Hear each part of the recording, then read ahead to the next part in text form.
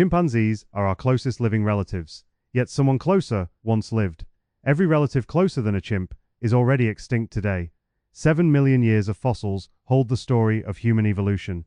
Scientists piece together lost relatives, called hominins, from broken bones. Where did the first hominins live, and when did they appear? What can fossilized bones reveal about how ancient relatives actually lived, and why did every single one of them eventually disappear? If ancient mysteries told straight sound good, stick around for this one.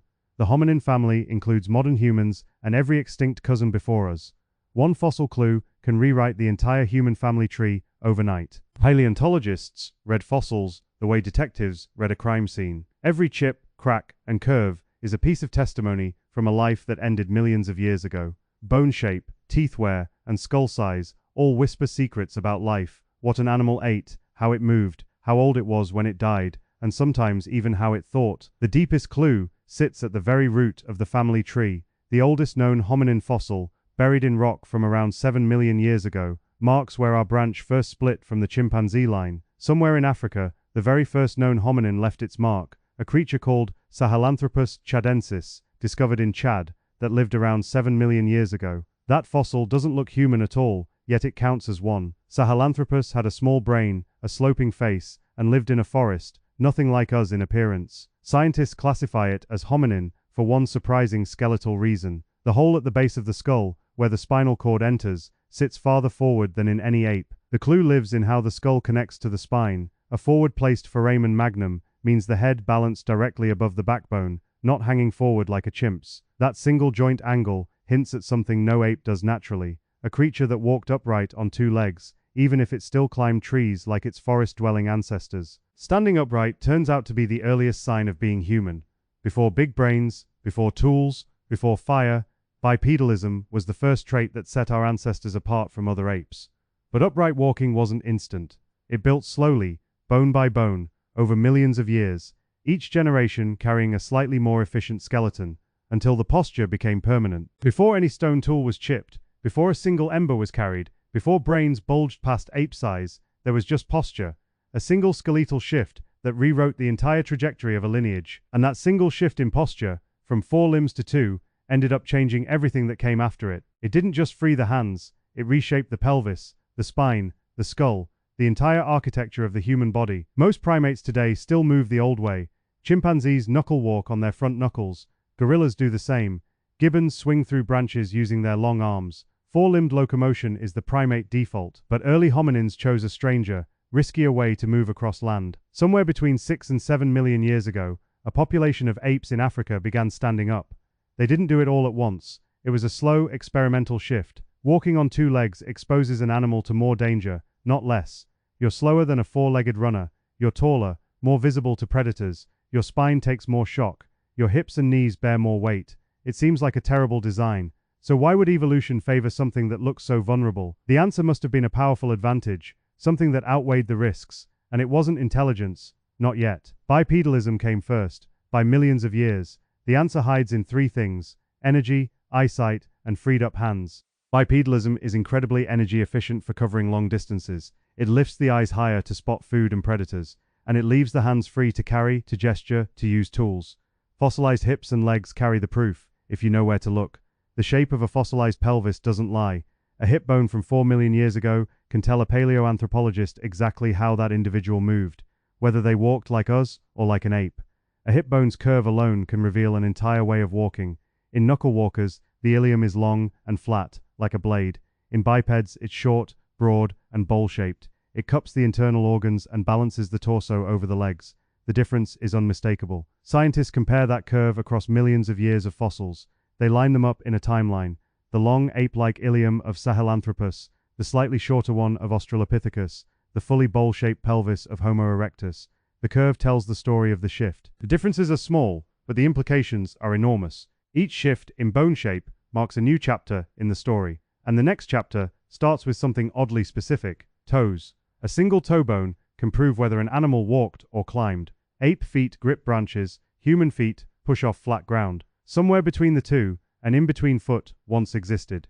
That in-between foot belonged to a genus called Australopithecus. Its bones are about to upend what upright walking really meant. Australopithecus stood fully upright, but its brain stayed roughly ape-sized. Upright walking, it turns out, came long before bigger brains did. That order surprises anyone who assumes big brains led the way. You'd think a smarter hominin just woke up one day and decided to walk. But the fossils tell a different story. Bipedalism came first, by millions of years. The brain didn't start expanding until long after our ancestors were already striding across the African savanna. The body changed first, the mind caught up much later. For over 2 million years after Lucy's kin started walking upright, their brains stayed roughly chimp-sized. It was only around 2 million years ago, with the arrival of Homo erectus, that brains began to balloon. The skeleton rewired itself for the ground long before the skull started thinking big. Fossilized foot bones show toes lined up straight, not splayed like an ape's. The big toe of Australopithecus had already moved in line with the other toes, a crucial shift. A chimp's foot looks like a hand, with a grasping big toe that sticks out to the side. In early hominins, that toe straightened out, turning the foot into a springy platform for pushing off the ground. That inline big toe meant no more grabbing branches with the foot. A chimp can wrap its foot around a tree limb and climb with ease, but once the big toe lined up with the rest, that ability vanished. The foot became a striding tool, not a climbing one. Every step forward on the ground was a step away from the trees. Once the foot flattened out, climbing trees got a lot harder. The arched foot that made walking efficient also made gripping branches awkward. Early hominins could still clamber into low branches for fruit or safety, but they were no longer agile climbers. The ground became their real home, so committing to the ground was, in a sense, permanent.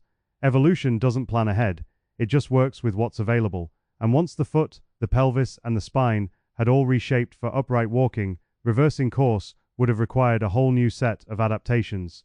The hominin lineage had crossed a threshold. There was no going back to a fully tree-dwelling life after that. No known hominin ever re-evolved a grasping big toe or a chimp-like pelvis. Once the body committed to 2 legs, the arboreal chapter was closed. The story from here on would play out on the ground, under an open sky. Walking upright freed the hands completely, for the very first time. A quadruped's hands are also feet. They bear weight and help with locomotion. But once the legs did all the walking, the hands became free to do other things. This was an anatomical revolution as profound as anything that followed. Free hands meant carrying food, carrying infants, carrying anything at all. A chimp can only carry a few fruits in its mouth or under one arm while knuckle walking. But an upright hominin could gather armfuls of tubers, carry a baby while walking, or transport stone from one place to another. The hands became the body's most versatile tool. Free hands also meant something else was about to arrive. Tools. You can't make a hand axe while walking on all fours. But once the hands were permanently free, hominins could pick up a sharp flake, modify it, and use it again and again. The first stone tools appear in the archaeological record around 3.3 million years ago.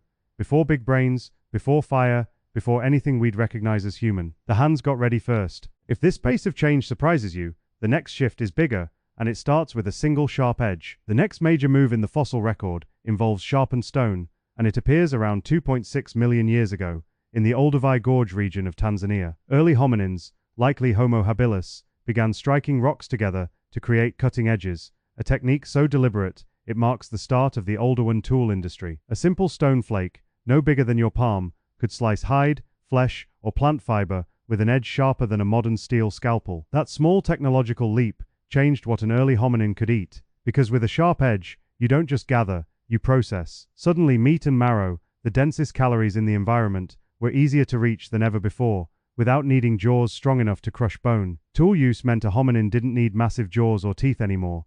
The stone did the work that bone and muscle used to do. Evolution began favoring smarter brains over sheer chewing power, a shift visible in the fossil skulls that followed, with smaller molars and larger cranial capacity. It's the first hint that intelligence itself was becoming an advantage, that a good idea could outcompete a strong bite. But stone tools require more than clever hands. They require memory, the ability to hold a sequence of strikes in your mind before the first blow lands. An early hominin had to remember the exact sequence to strike one stone against another in just the right way. Get the angle wrong, and the flake was useless. That repeated skill likely passed from one generation to the next. A child watched an elder strike the stone, then tried it themselves, over and over, until the motion became instinct. Teaching, in some early form, may be older than most people think. It was not a formal classroom, but a patient demonstration, a tap on the wrist to correct an angle, a grunt of approval. For millions of years, the entire hominin fossil record comes from Africa only. Every known species between 7 million and 2 million years ago lived and died on that single continent. That's not a small detail. It means one continent shaped everything so far. Bipedalism, the first tools, the first fire, the first social bonds, all happened under African skies. But this story cannot stay confined to one continent forever. Something pushed them out, or pulled them, and the first footprints outside Africa would change everything. At some point, hominins began pushing beyond Africa's borders entirely. The first to leave were not Homo sapiens, but an earlier species, Homo erectus, around 1.8 million years ago. That move counts as one of the biggest shifts in this whole story. Migration. It was not a single planned journey, but a slow, generation by generation drift, following herds, finding new rivers. Crossing into new landscapes meant facing climates no hominin had ever known. The warm savanna gave way to cooler woodlands, then to open steppes, with seasons they had no word for. Colder winters, unfamiliar predators, and strange plants all waited there. A hominin who had only known acacia groves now faced wolves, mammoths, and snow. Adapting fast wasn't optional, it was the only way to survive. For early hominins, every generation faced a world that had already changed since their parents' time.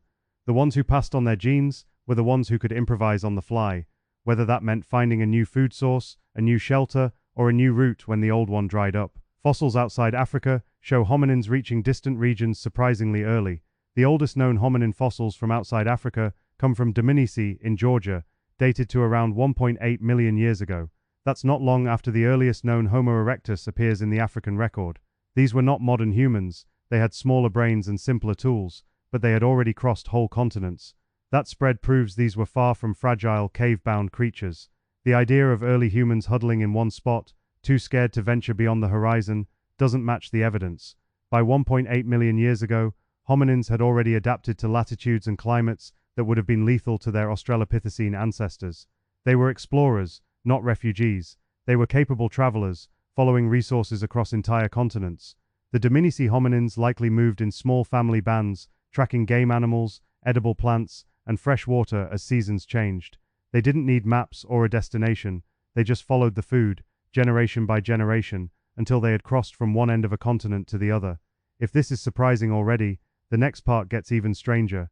Because traveling across continents is one thing, but surviving in places where winter meant freezing temperatures and scarce food is something else entirely. The real puzzle isn't how they got there, it's how they stayed alive once they arrived. Because migration alone can't explain how hominins handled brutal new climates. When hominins reached places like northern China or Spain, they encountered winters with snow, long nights, and temperatures far below freezing. Their bodies were still adapted to the African savanna. They had no fur, no thick blubber, no hibernation. Something else had to change. Something else had to change to make survival there possible at all. And it wasn't just biological evolution. That takes too long. The change had to be behavioral. A new technology, a new way of doing things, that could be learned and passed on within a single generation. The fossil record points to one clear candidate. That something shows up in the fossil record as controlled fire. The earliest widely accepted evidence for deliberate use of fire by hominins comes from sites like Wonderwork Cave in South Africa, dated to around 1 million years ago. There, archaeologists found burned bone and ash layers deep inside the cave, far from any natural wildfire. Someone was making fire, on purpose. Fire changes an animal's entire relationship with its environment. For a hominin, a campfire meant a portable source of heat that let them survive cold nights. It meant they could cook food, which unlocked more calories and made digestion easier. It meant they could scare away predators like lions and hyenas. Fire turned a vulnerable primate into something far more dangerous. It offers warmth, protection from predators, and light after dark. That last one might be the most overlooked. Before fire, the night was a dangerous, dark void. After fire, hominins could extend their day, they could socialize, plan, repair tools, and share knowledge by firelight. Those extra hours of usable time every single night added up to a massive advantage over every other animal. But its biggest impact might be something far less obvious. Cooking. Cooked food is easier to chew, easier to digest, richer in energy. That extra energy had somewhere specific to go. The brain. Brains are expensive tissue, burning far more energy than muscle does. That single dietary shift may be an underrated turning point in this story. It's a quiet, unglamorous change, yet it reshaped an entire species. Around a fire, hominins likely gathered, rested, and stayed close together. That shared space may have shaped early social bonds too.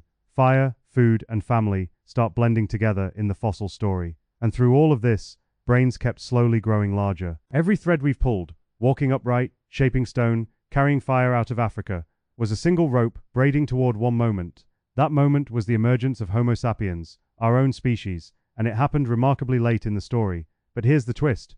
Homo sapiens wasn't the first hominin, And when we did appear, we weren't alone. Other hominins, Neanderthals, Denisovans, and more, were still walking the earth when our ancestors first stepped onto the stage. For thousands of years, multiple hominin species coexisted, sharing landscapes, competing for resources, and occasionally even interbreeding.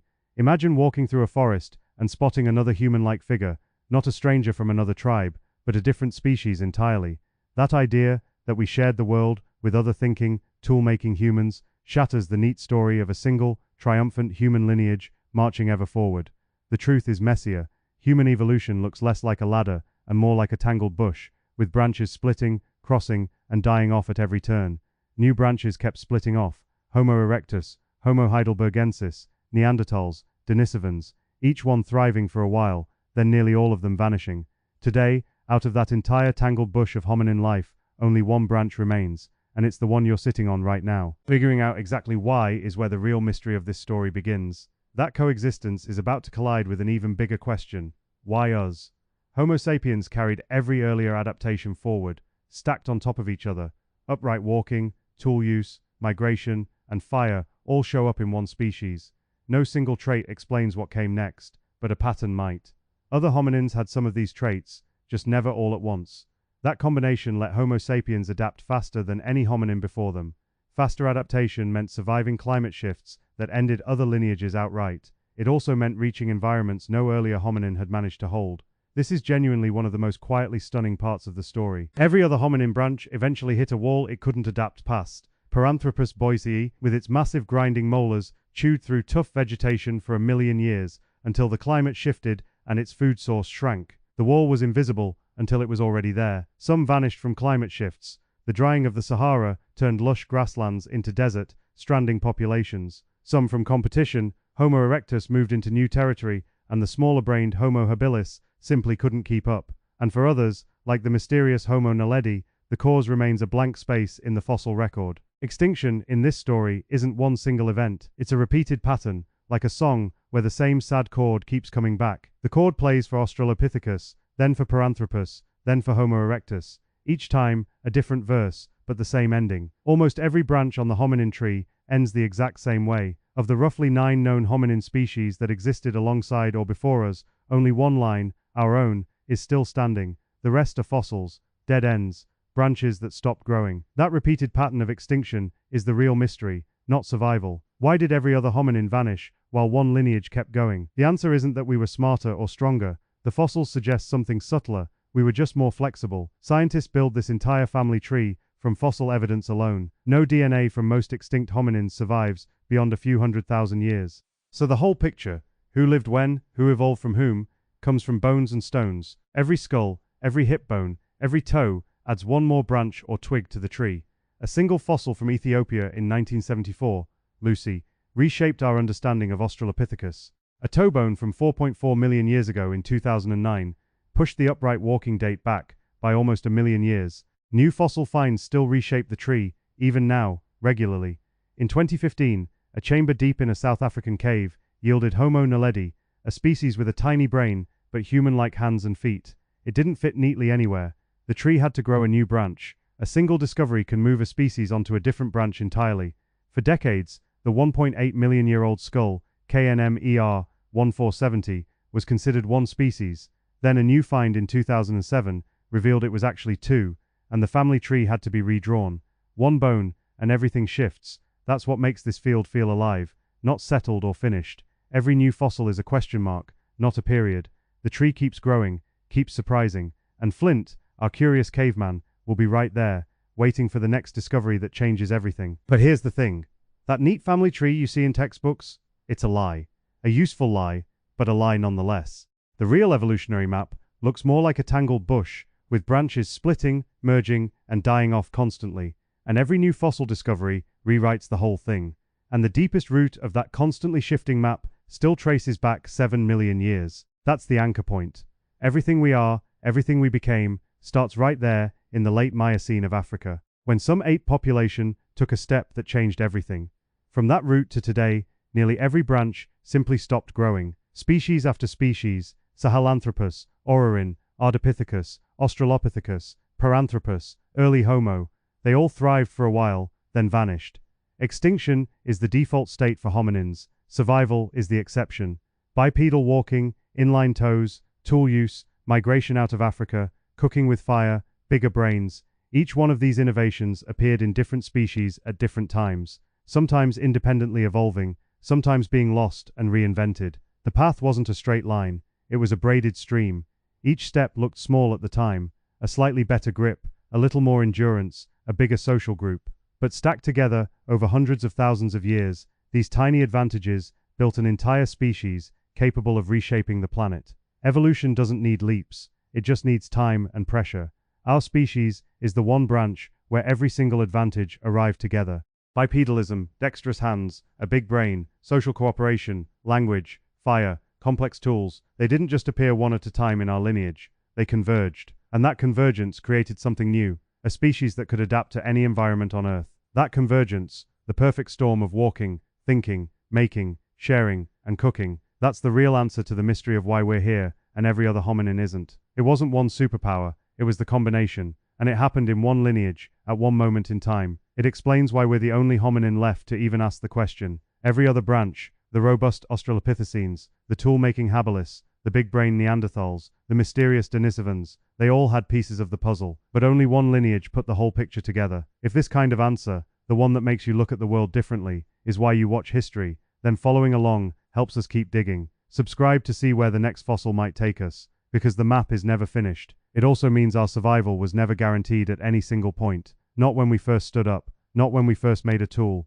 not even when we first left Africa. Every generation of our ancestors faced extinction, and somehow, through a combination of luck, adaptation, and stubbornness, they kept going. So far, change one adaptation, swap our flexible diet for a picky one, remove the ability to sweat across the skin, and the whole story of this lineage collapses into a dead end. At any point in the last 7 million years, a volcanic winter, a drought, a new predator, extinction could have swept through this branch just as it did the others. But this lineage kept moving, across continents, into new climates, building tools, controlling fire, and eventually reshaping the world around it. Every adaptation covered in this timeline, from bipedalism to big brains, is still etched into the human body, working right now, in every person alive. Our arched feet, our oversized brains, our ability to digest cooked food, all of it traces back to specific moments in this 7 million year journey. Even the instinct to gather around a fire, to share stories in the glow of flame, that's a behavioral fossil, inherited from ancestors who first tamed fire over 1 million years ago. The fossil record isn't really about the past, it's a mirror that explains why humans today walk upright, think abstractly, and cook dinner. Every hominin species that ever lived, from Sahelanthropus to Neanderthals, contributed something to the genetic and behavioral toolbox that made this outcome possible, and every single one of those species, except for Homo sapiens, is extinct, gone. The last Neanderthal died roughly 40,000 years ago. That fact turns this family tree into something more than history. It becomes a warning carved in bone. Extinction is the rule, survival is the exception, because being the last branch standing was never permanent for anyone before us. Which brings the story back to where it started, extinction and survival. This family tree started as one thin root, 7 million years deep. It branched constantly, sometimes several hominin species overlapping at once. One by one, every branch except ours quietly stopped growing. If ancient mysteries like this pull you in, following along helps a lot. New fossils are still found, and they still reshuffle this entire tree. So the real ending of this story hasn't actually been written yet. Chimpanzees remain the closest living relative, but they were never the closest overall. Every closer cousin we ever had is gone. We are simply what's left.